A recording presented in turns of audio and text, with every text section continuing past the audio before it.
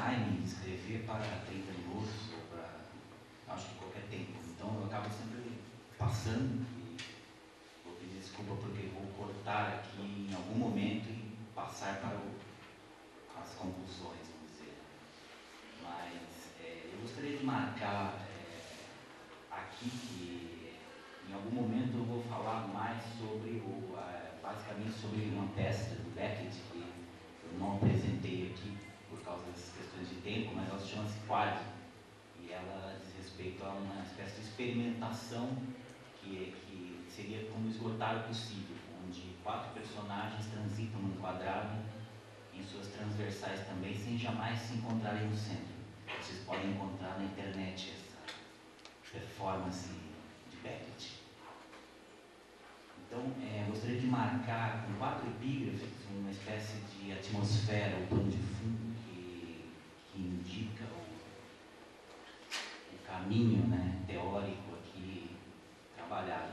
Então, começa com 4 epígrafes, uma de Beckett, de fim de partida. Han, com angústia, diz: mas o que aconteceu? O que se passa realmente? E Cove responde: qualquer coisa segue o seu curso.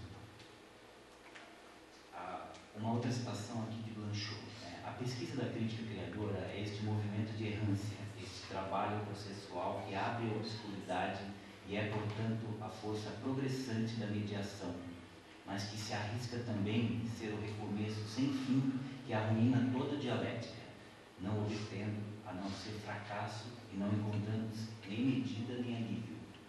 A crítica está ligada à pesquisa da experiência literária, mas essa pesquisa não é somente teórica, ela é o sentido pelo qual a experiência literária se constitui.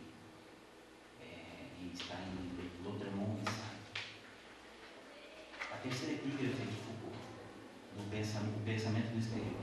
O fictício não está nunca nas coisas nem nos homens, mas na impossível verossimilhança do que está entre eles.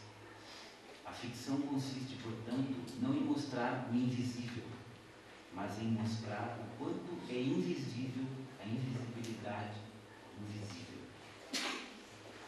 E a terceira, a parte última é de Deleuze-Guattari acerca do ritualismo.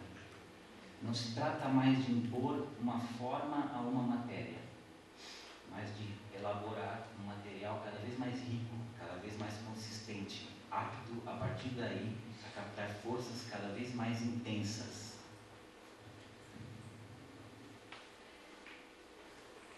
Partirei.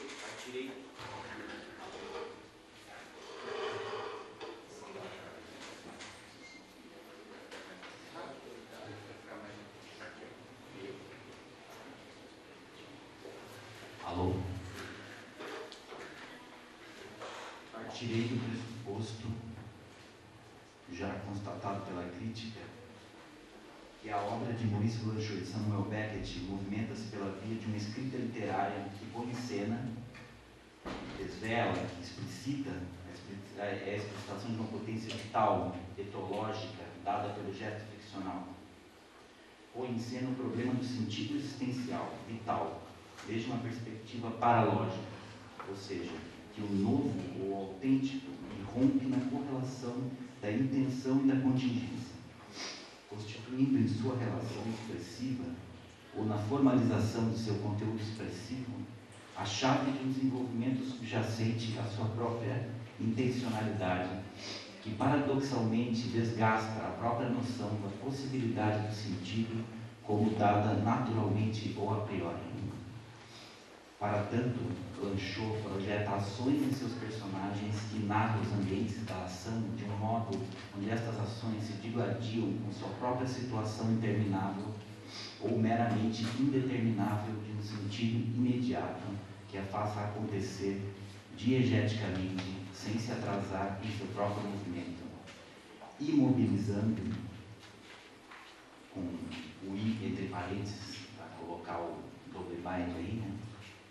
O movimento no próprio movimento, ao promover, tanto pela forma expressiva quanto pelo sentido da narrativa, seu assunto.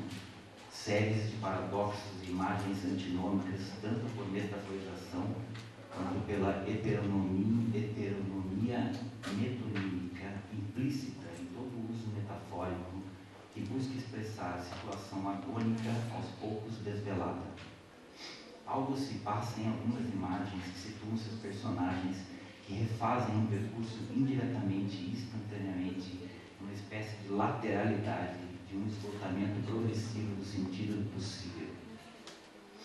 Para tanto, o ensaio se desenvolverá a partir de uma leitura comparada da solução estética deleuziana sobre a obra teatral beckiana, considerando esta a performance complexa de uma experimentação sobre os espaços lineares entre o dizível e o pensável, o visível, o invisível e o indizível, sob a forma de uma expressividade marcada pela gestão estética de um compromisso com uma problemática relacionada à questão sugerida por Deleuze da existência de um espaço ou um campo de forças onde se realizaria algo relacionado paradoxalmente com fora da linguagem, que seja este uma relação com o probabilístico de combinatórias em Beckett ou com a performance de uma substantivização do neutro em Blanchot, vale dizer, o relato e a narrativa da instância de uma relação de terceiro gênero,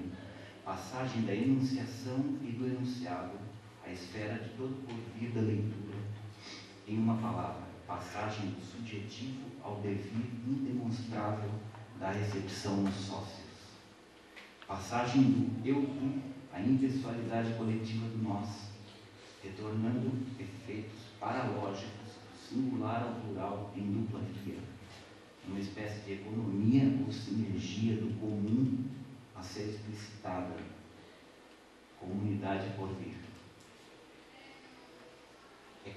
É claro que a ideia de um fora, ou de um pensamento do exterior, deve ser pensada como uma aproximação elaborada e lenta perscrutação de problemas filosóficos que performam ou autodesenvolvem a própria singularidade do pensamento de Gilles Deleuze. Nesse caso, diríamos que o fora em Deleuze é um quase-conceito, pois elabora continuamente uma transformação no próprio espaço de inteligibilidade e sensibilidade de que tratam as questões estéticas e, nesse sentido, o que procuraremos mostrar, éticas, pois encarando esse conceito como uma situação de qualificação entre o que afeta e o que é afetado, o que age e o que reage, como expressão do sentido da narrativa. Nesse caso, para além, portanto, do bem ou do mal explicitados moralmente.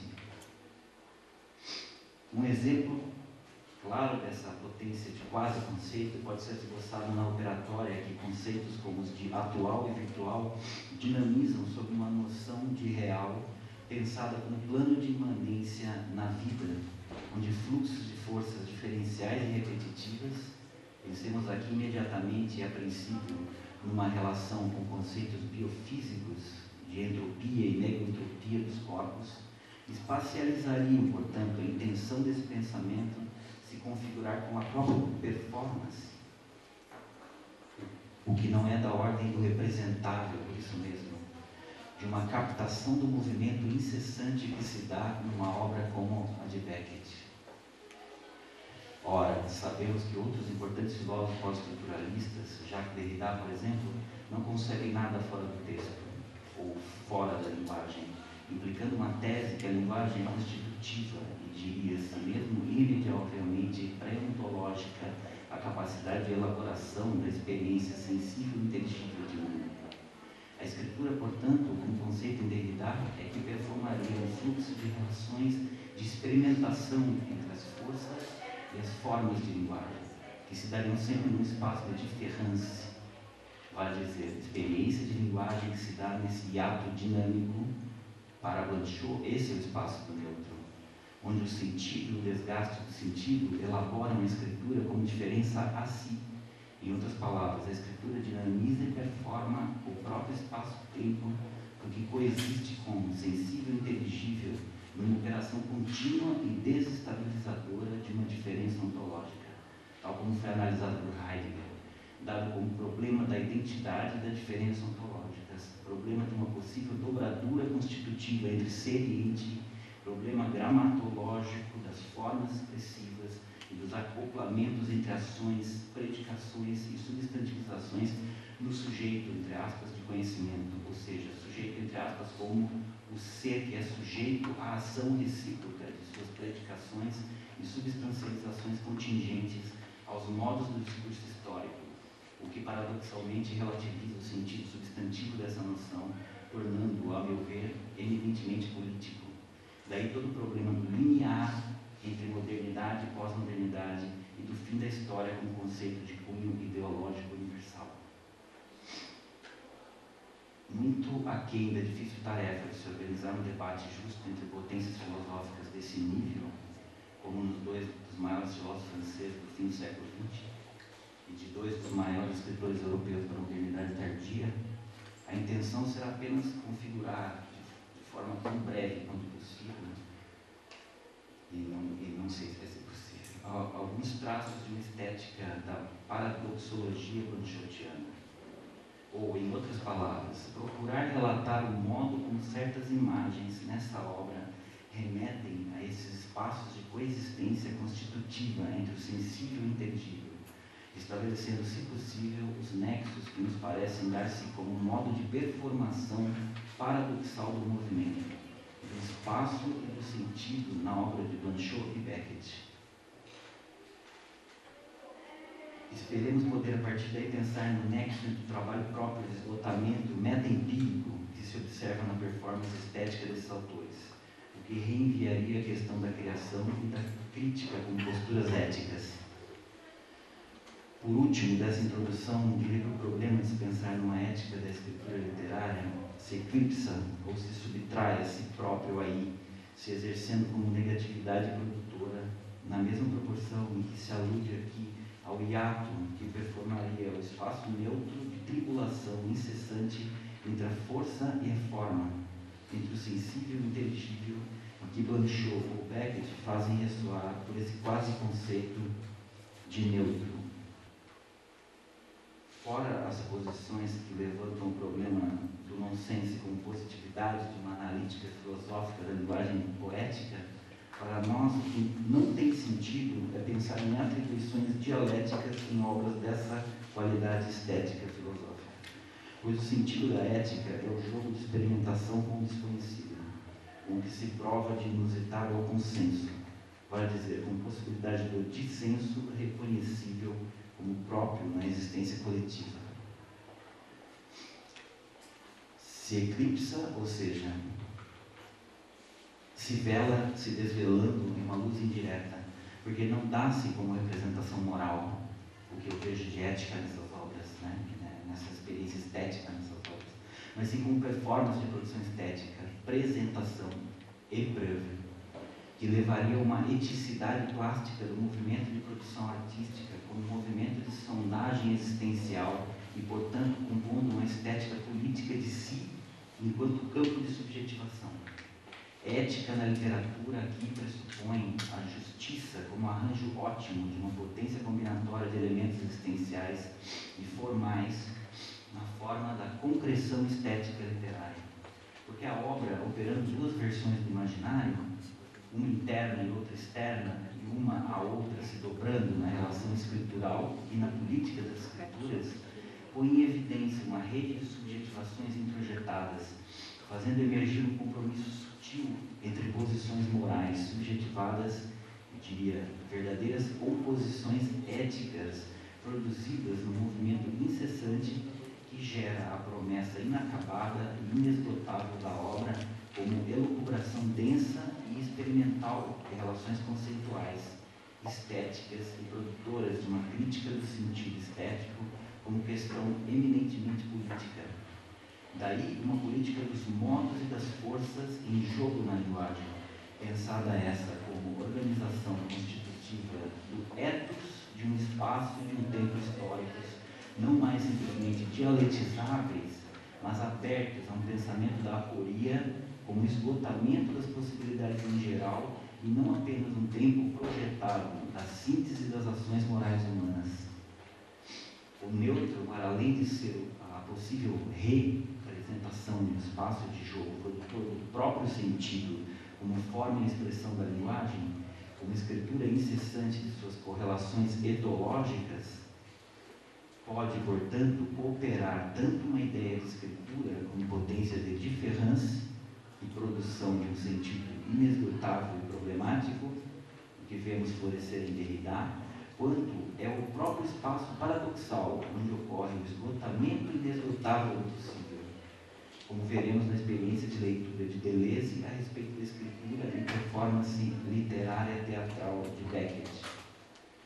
Talvez possamos ver alguns personagens de Blanchot se movimentando de forma semelhante em espaços semelhantes, como aquele plano de ação da peça Quad, transversalmente atravessado nos fluxos de movimento dos corpos que ali se encontram, sem se encontrarem, tanto pela experiência paralógica dentro da escritura do texto beckettiano, quanto na passagem que abre a performance cênica, sempre retomada e retirada da escritura à cena, da cena à escritura e constitutivamente suplementarizada no incorpóreo da imagem de vídeo, palimpsesto semântico imagético. Esse núcleo de experiência sempre integrada e derivada, que poderíamos aproximar com cuidado da ideia de uma experiência matemática metaforizada em quase conceitos ou em ritornelos nos relatos, narrativas ou performances estéticas de Blanchot ou Beckett, espécie de criação de movimento numa região elíptica que não contorna nada a não ser seu próprio movimento de combinações e esgotamentos de um pensamento que pensa em como se dá ao pensar, condensa numa espécie de relação linear e de incessância metaempírica o frêmito inaudito, compulsivo e ao mesmo tempo estranhamente silencioso e calmo, que se vislumbra numa estética paradoxológica, blanchotiana ou beckettiana. Desde já permitam-me nomear metaempírico simplesmente como conceito síntese, operador, no que respeita ao diagrama teórico aqui operado, da densidade específica da problemática da diferença ontológica, esta já atribuída ao âmbito das teorias da diferença e da escritura. Aí se deveria também entrever os conceitos de atual e virtual deleuziano como relação entre transcendência e imanência do sentido e da subjetivação, já pensados a partir de uma problematização sobre as teorias do sujeito e da paralogia, vale dizer, inovação dada no desvio, no jogo da decisão e da contingência. Paralogia como emergência do novo é a condição do dissenso no interior do consenso. Pensemos na ética literária como campo aberto dessa experiência política inesgotável, elevada ao limite. E aí eu relembro o Lyotard, que fala de paralogia nesse sentido. Não há condição que não é.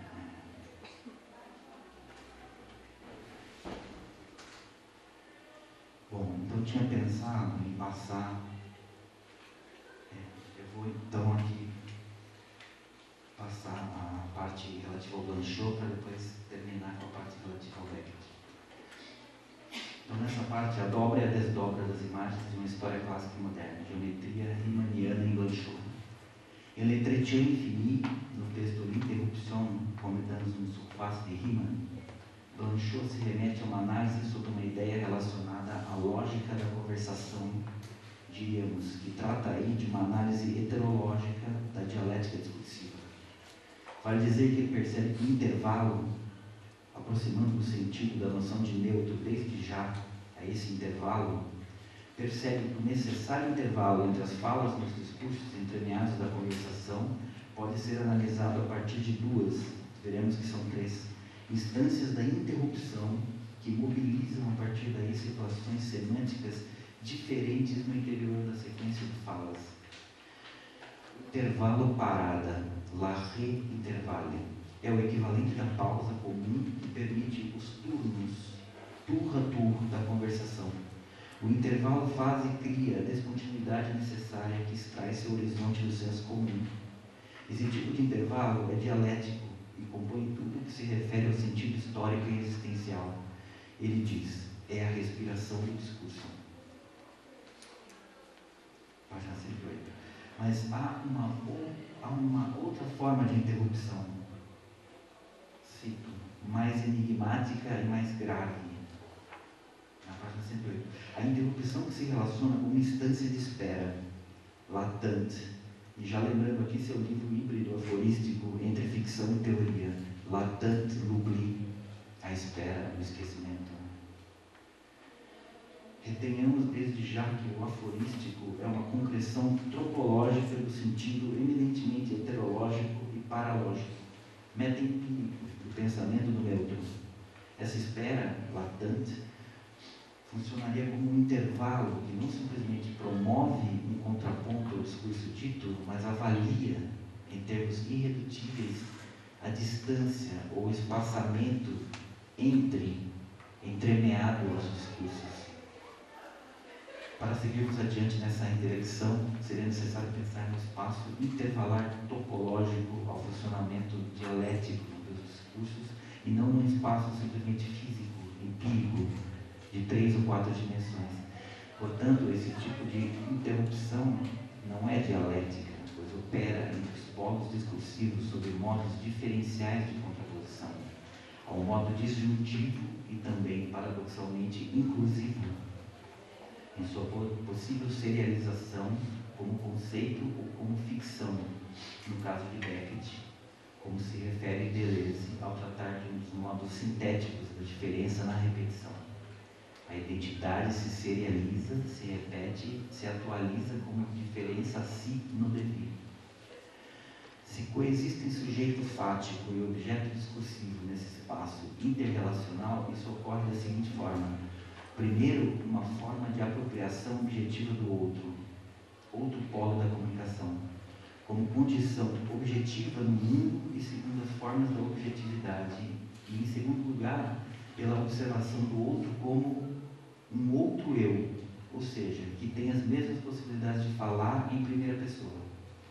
Há também um terceiro modo, no qual é possível uma, cito, tentativa de relação imediata, o mesmo e o outro pretendendo se perder um no outro ou se reaproximar um do outro, segundo a proximidade do Toyaman.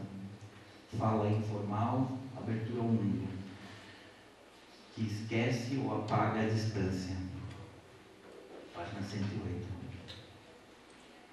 Ele continua, o Blanchot. Se essas três relações têm em comum que todas elas tendem à unidade, o eu quer se anexar ao outro, identificá-lo a si, ou fazendo sua coisa, ou estudando como coisa, ou bem ele quer encontrar no outro um outro si mesmo, quer seja pelo reconhecimento livre ou pela união instantânea do coração. Resta ainda uma outra modalidade sem modo. Fecha a citação. Ora, aí lemos o neutro e sua estranha potência que deveria ser pensada como uma inoperância, com parênteses no inoperância, operância e inoperância ao mesmo tempo do sentido. Uma atividade passiva no núcleo do sentido em devir. Esta significa a própria espera como tendência infinita na interrupção. Ainda mais nessa linguagem paradoxológica singular a Maurice Blanchot. Cito: nessa modalidade sem modo não há um reconhecimento unificador e não se busca uma medida ainda comum, o pertencimento a um espaço mútuo. Agora o que está em jogo é a estranheza entre nós e não somente aquela parte obscura que escapa a nosso mútuo conhecimento e não é nada mais que a obscuridade da posição do eu, a singularidade do eu singular, estranheza que é ainda bem relativa. Parênteses, um eu está sempre próximo de um eu, mesmo na diferença, a competição, o desejo, a necessidade. O que importa nesse, abre aspas, modo sem modo, é tudo aquilo que me separa do outro, isto é, o outro na medida que eu sou infinitamente separado dele. Separação, fissura, intervalo que deixa ele infinitamente fora de mim, mas também pretende fundar minha relação com ele sobre essa mesma interrupção que é uma interrupção de ser, interrupção d'être. a alteridade pela qual ele não é para mim, é necessário repetir: nenhum outro eu, nem uma outra existência, nenhuma modalidade ou momento da existência universal, nenhuma sobreexistência, Deus ou não Deus, mas o desconhecido na sua infinita distância. Cito Van Schoor mais uma vez: a alteridade que se dá sob a nominação do neutro. Então, o objetivo é colocar esse espaço do neutro como algo relativo à própria paradoxologia e que relaciona essas relações, que eu chamo de meta-empíricas, que se dão entre as pessoas, né? Só que ele trabalha a partir da linguagem.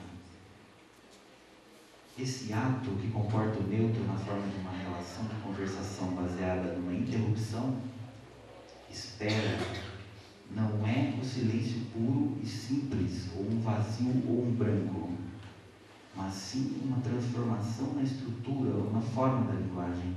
Quando falar, é daí em diante escrever.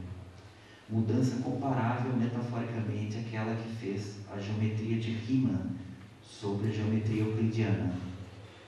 Essa situação evocada por Blanchot diz, em resumo, do caráter intermitente da linguagem na escritura, que diz respeito à modernidade tardia de sua própria literatura, bem como de toda a literatura que opera nesse nível, como em Beckett, por suposto, que se realiza no que entendemos sob um firmamento paralógico, desde o que chamamos de passagem de um ethos clássico da história a um conceito cambiante de história na modernidade, esta perpassada pela experiência prática do fragmentário e do anacrônico em todos os âmbitos da sociedade e, obviamente, conservada a partir da disseminação iterável e técnica da informação.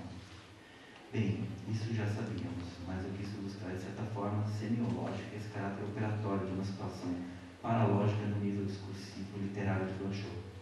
Teremos a partir daqui, portanto, duas acepções da interrupção que formam um espaço estreito onde se dá, por um lado, uma fala, um discurso unificador, dialético, que busca um todo e uma universalização sintética, e, por outro, uma lógica da escritura, portanto, uma relação de infinitude e estranhamento que opera sob a égide da paralogia ou da heterologia.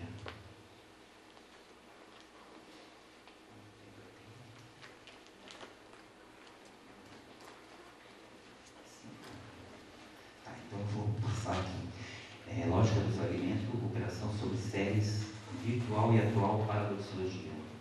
E sobre o teatro, em 2010, esse livro do Deleuze, sobre o teatro de Beckett, publicação com prefácio de Humberto Machado, que reúne ensaios, os ensaios Le Puisé, o esgotável, o único ensaio sobre o teatro de Beckett, escrito em 1992, e Un Manifeste de Moins, um manifesto de menos, ensaio sobre o teatro de Carmelo Beni, texto anterior, de 79.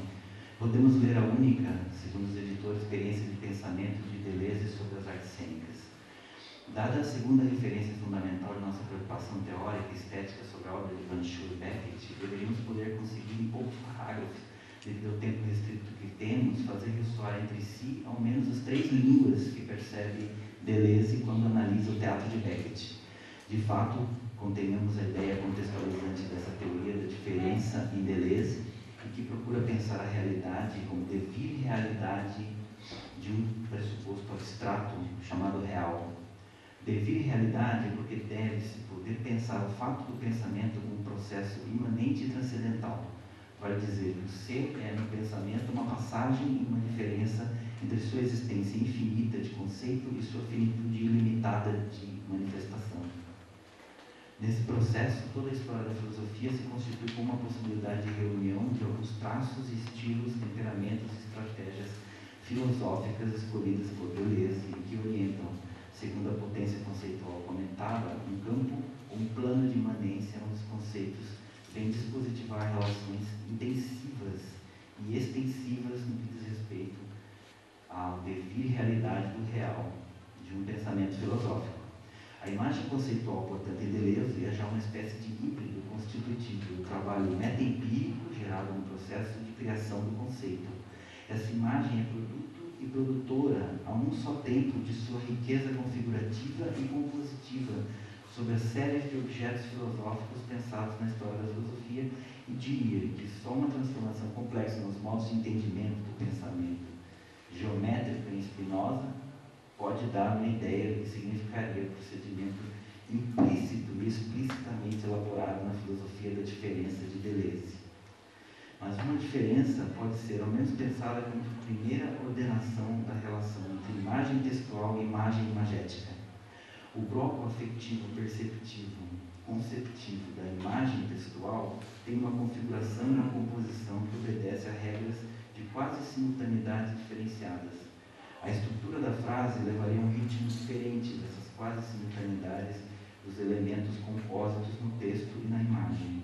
Ao mesmo tempo, um trabalho anterior de texto dá-se como prévio e simultâneo às imagens conceituais que Beckett formula em seu teatro para a televisão. Há, entretanto, toda uma elaboração literária e teórica na obra de Beckett, que cria um percurso de simultaneidades e preocupações e resultados provisórios, sempre encavalados e lançados a um desvio de aceleração no que diz respeito ao que deveríamos chamar desdobramento, desdobramento da obra em seu sentido programático de elaboração paradoxal do próprio sentido da linguagem como espaço-tempo problemático para o pensamento. Comecemos nessa tarefa de explicitação do caráter paradoxológico como funcionando como um espaço de coexistência paradoxal entre a imagem e linguagem e a imagem imagética, que tanto em Blanchot quanto em Beckett lemos como seu próprio campo de problematização criativa, de criação da inovação como representação possível de uma teoria prática do problema da adequação incessante entre o devir realidade e o real, que tende às capturas massivas e normalizantes da experiência.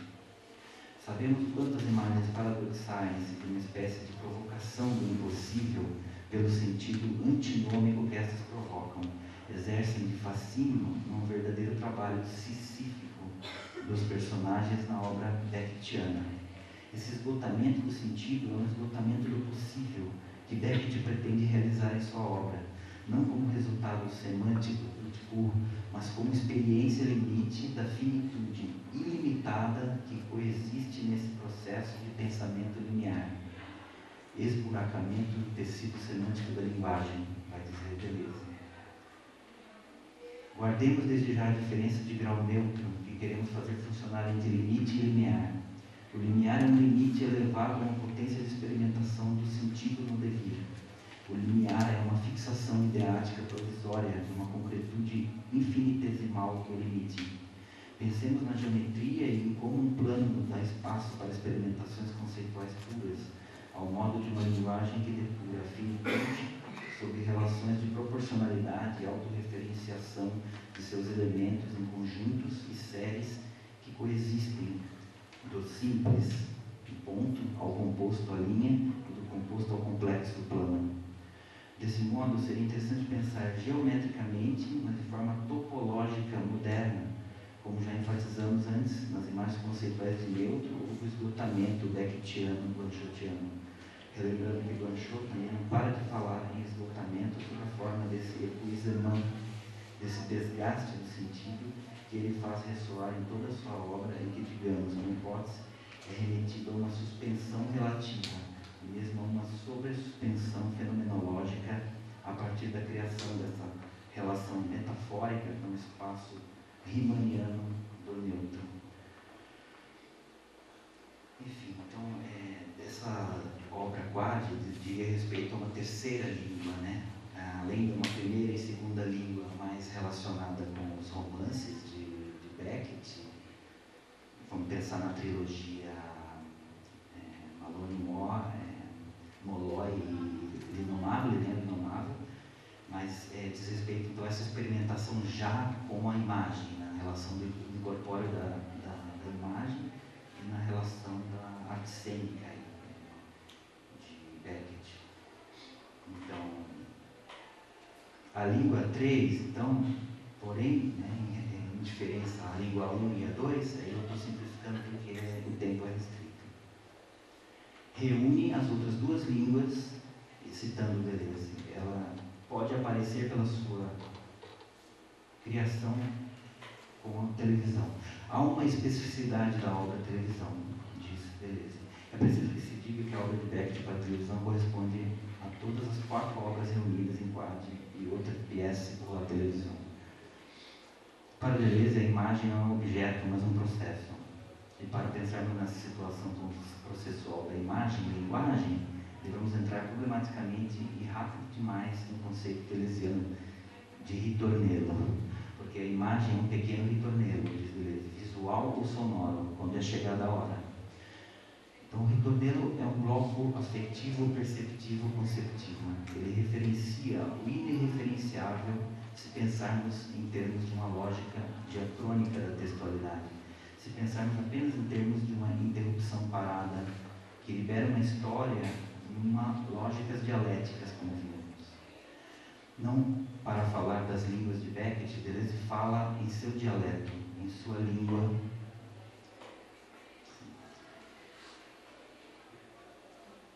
Em sua língua que capta intensidade sobre as tensões e captura nesses pontos sérios, que são linhas de afeto, de percepção e de concepção.